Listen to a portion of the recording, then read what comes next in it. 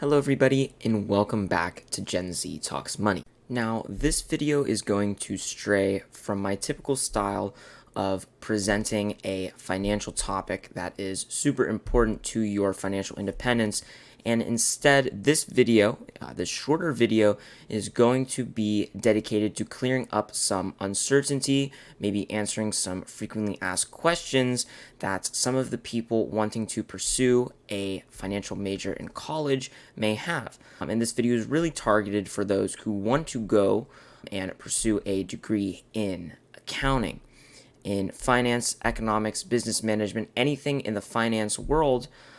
You could derive a lot of solid information from this video. Now, I am, of course, not exactly qualified to speak on this topic, considering I am still in high school, but I'm also not the only member of Gen Z who's able to talk money, which is exactly why I am partnering with a friend of mine who I met in a business class at my high school, who graduated last year and is pursuing a financial degree, specifically an accounting degree, that some of my viewers may also be aspiring to do in the upcoming years, upcoming months, whatever.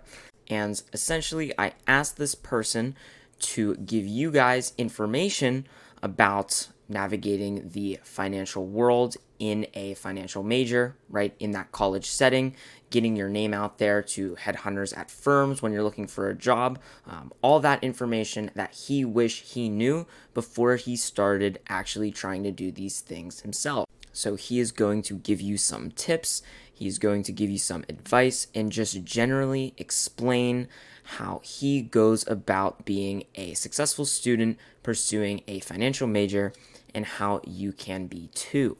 Thank you so much, Jacob Eubanks, for partnering with me on this video. I hope to have you back sometime.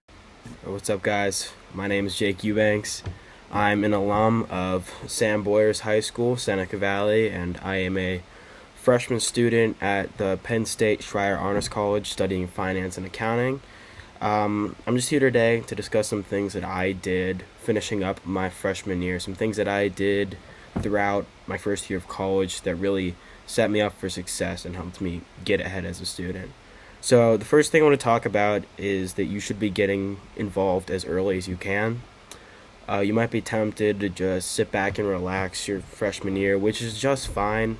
I mean, obviously, you're in a whole new social environment. You're going to want to go out. But you really should also be busy, and you should be getting involved as quickly as you can.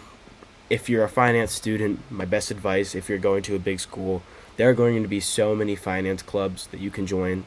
So definitely do that. It gets you really involved with some technical experience early on. I'd also recommend, if your school has it, to maybe join a business fraternity. It can help you get a super large network and people that can help you with interview prep, people who can vouch for you on the inside if you're applying to certain companies. And that also really brings me into my next point. Networking is super important, and this goes for any business major or really any college major. Networking is going to be so important. Whether it's your LinkedIn, your professors, or older students, you're going to want to have a really strong professional network, and you're going to want to have to start that early on. I'm going to have Sam link my LinkedIn in the description of this video so you can see what mine looks like if you want to mess around with it, see what's on there, maybe get a few takeaways from it. Another thing I want to emphasize is to do your own research. And what I mean by that is, as a finance student, only so much of the things you learn are going to be from the classroom. You're going to want to be keeping up with the Wall Street Journal, any sort of credited news source, figure out what the market's doing that day, that month, that year, future outlooks. And it really doesn't matter what you're doing, you're always going to want to keep an eye on what's happening in the moment while you're doing your classwork. So another thing that I want to talk about is think about how you can apply the knowledge that you get from the classroom into the real world. Now, the reason I say this is because, like I said before, only so much of it is by the book.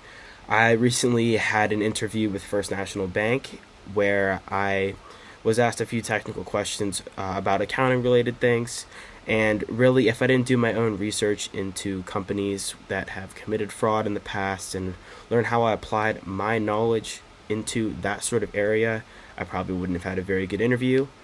those types of things are very common, especially in finance or accounting related jobs, especially in evaluating what's going on currently. And I would say the most important thing that I want to talk about is building a really, really, really strong resume. I cannot emphasize enough how important having a good resume is. It is so important.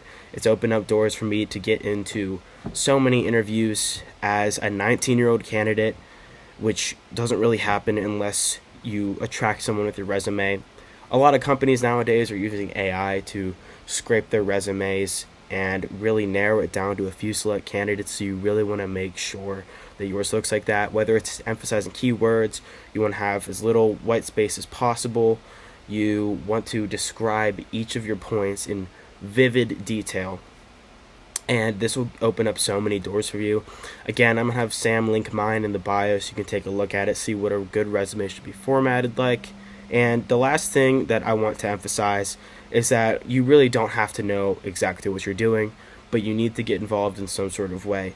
I started out thinking that I either wanted to take the Wall Street path or I wanted to take the wealth management path, and then I took financial accounting and I fell in love with it. So I might change to more of an accounting route. But really, I think what matters most is that I got involved early on with a ton of different finance organizations and business organizations my freshman year. So really, just to sum it up, get involved, take advantage of the professional resources that your school has and what older people are willing to offer you. And I really hope that you guys can get some takeaways from what I just talked about. And good luck to all of you aspiring finance students. Thank you, Sam, for having me. So I hope you aspiring financial majors took something meaningful out of this video, whether big or small. I just hope it helped you achieve not only financial independence on this channel, but to also achieve a position later in life where you can be a productive member of a company, a productive producer in a financial organization that you may end up working in after college. I really hoped you learned something. I really hope this helped with any questions you may have had.